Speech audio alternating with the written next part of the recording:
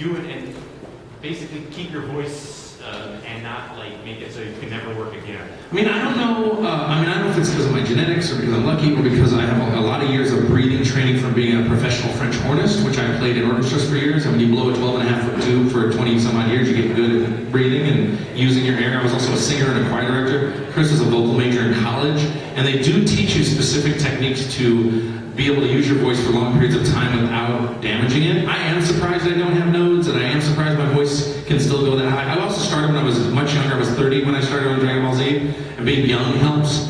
I think we were remarkably lucky to have gotten these roles when we were younger, or it was earlier on in our careers. Because if someone had come to me with a role that I wasn't aware of, because at the time we didn't know, how successful Dragon Ball was internationally, or that we'd ever be flown to Hawaii to talk to people about, or any of these things that we're doing now.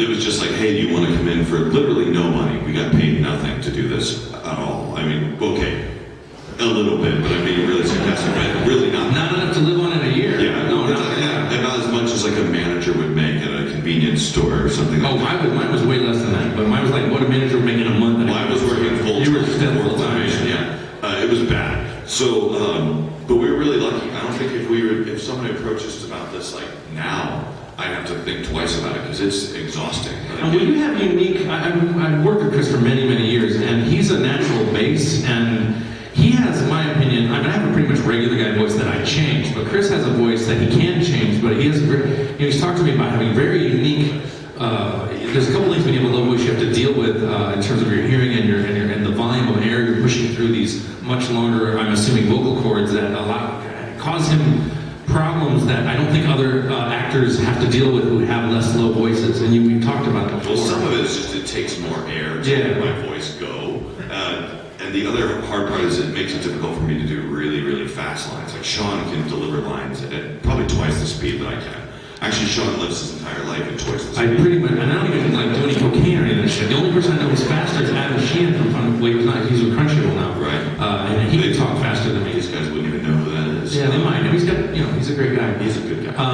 But you're also, the great analogy is if you're, as a brass player, if you ever messed around with a tuba, tubas, you don't hear a lot of real fast. I mean, there's some fast tuba players, but you're moving that column of air, the vibrations having to flap very slowly. Can make it challenging. And you had to mess with Vegeta's voice, didn't you? Yeah, well, it took a long time to kind of get into.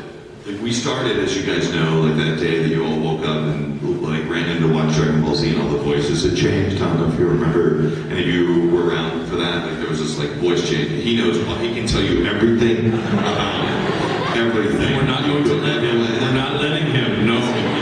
He's a timeout. That doesn't work when you're an audience member. It doesn't work. It only works when you're on the. There are only 2,000.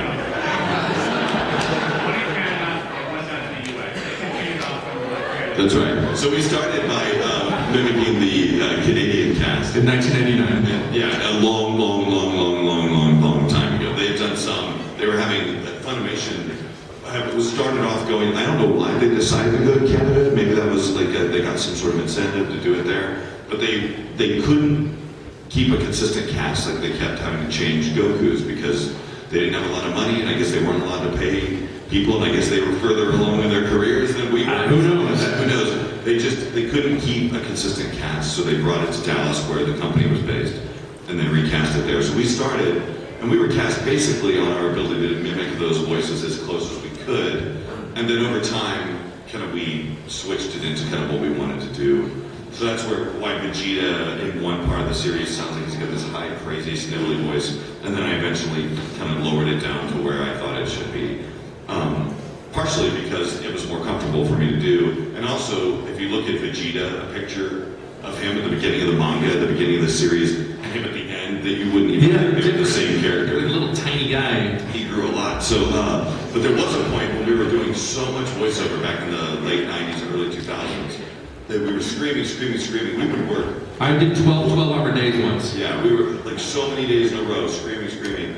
And then at one point, I was talking to a fan like at a convention, I don't know, somewhere in the early 90s or early 2000. He said, brother, he didn't say brother, but he said, I just have noticed that your Vegeta voice and your Piccolo voice voice are kind of progressively getting closer together. And he was right. Yeah. Like, and I hadn't even stopped to really listen to it because we have to just push forward.